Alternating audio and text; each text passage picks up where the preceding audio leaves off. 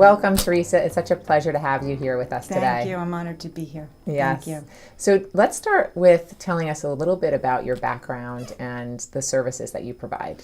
Okay. I currently am the owner of On Good Terms Coaching, and I'm an executive coach. And I really help people to up-level their experience in business and in life, and have a more well-rounded, fuller, rewarding, and richer experience. Okay. So with that said, you are one of our faculty members in our Leading Women Academy that we're launching for 2018.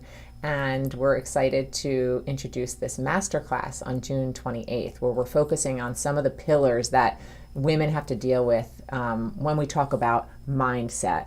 So talk to me about how important mindset is for the businesswoman. I believe it's everything. It's the foundation of everything. Speaking from experience and personal experience and speaking from working with my clients. When I was an executive in the fashion industry, my mindset was all over the place, meaning I had no specific intention for, necessarily the state I was in every day. I was pulled in every direction, which many women are, between their professional careers and with their family. And mindset, having an intention in your mindset, just helps organize who you're being and how you're showing up. So it's everything in life, I believe. Yeah, I can definitely resonate with that feeling of being pulled, especially with all the different roles that most women play. I'm a mother, I'm a businesswoman, I'm doing all these, I'm wearing a lot of different hats, so you can get pulled really quick. Right. And to be grounded is something that feels really peaceful and empowering, right? And so on that note, this idea of women being their worst critics, I think women and men, but for this class specifically, we'll talk about women, and this subtle self-sabotage that I know I experience. I'm not going to talk for the rest of the world. Give us some keys to how we can manage that or begin to get over that, and so we can step into bigger possibilities. Sure. I think women, because we wear so many different hats throughout the day, want to remember who they're being and how they want to show up at any given moment. So if they want to show up as a leader, the minute they roll out of bed, they need to remind themselves who they're being in that moment, for the day, for the month, whatever. Because we forget, and we then get taken over and hijacked by these self-sabotaging conversations.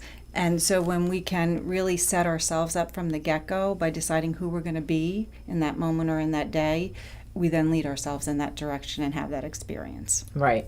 So are there exercises, especially on June 28th, where we're going to go through how we can remind ourselves who we are? Because I feel I'm different depending upon the group that I'm with, right? I mean, and you're not, parts of yourself are different, right? But not everything. So I'm just curious to see, are there going to be specific exercises for people to ground themselves? Yes, we'll definitely do specific exercises. We're going to have really at the onset of the entire section that I'm doing, we're going to be embodying what mindset is, meaning we're going to get people up and moving into having the experience, because another part of, especially with women, is we're often disconnected from our body, mind, and spirit. We're operating from a mental space and we're not in our bodies.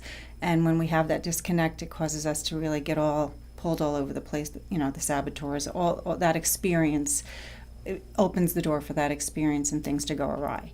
So we're definitely going to start off by embodying, and then there's going to be tangible tools to kind of help us reframe from when we're in those moments of being fearful or anxious. One of the concepts I introduce is fearful and anxious is one side of a coin. And so the other side of fearful and anxious is something it's going to be different for everybody, but the opposite of fear could be courage. And when we reach for the opposite and recognize we have that option available to us, and we can kind of pull ourselves together, we're not just hijacked by our fear or our anxiety anymore. We're now empowered to help ourselves and bring in that other side of our part of ourselves, as you said, and it creates a whole different experience pretty much instantaneously. Incredible. So I don't know if there's any other strategies that we might want to talk about here that we're going to be addressing on June 28th. If they are, I just want to just talk to the world about how amazing it has been to work with you over the last year. And Teresa has been a part of our retreats, and I've worked with her personally, and I definitely feel much more calm, and I have much more clarity on where I am presently, where I'm going, and it's just such an honor to work with you. Oh, thank you. Likewise. Yeah. I think that with women especially, we are highly sensitive beings, and it's that high sensitivity that allows us to be intuitive and to really multitask and have all of those wonderful attributes. But when we don't have structure in place, like with mindset and with embodying that, we're not able to achieve our potential. We actually cause ourselves to work a lot harder, or we become a lot more stressed. We're not as happy. It opens the door for worry and anxiety and all of that not so fun stuff. So having tools to be able to kind of understand what highly sensitive means and to accept that within ourselves and to have tools to manage that is going to be a big part of what we talk about also. Great. I can't wait. I'm a student in my own class here, but I think we all can resonate with this message. So I'm excited to, partake in even more of it and have you a part of it. And thank you again so much. You're welcome. Thank you for the opportunity.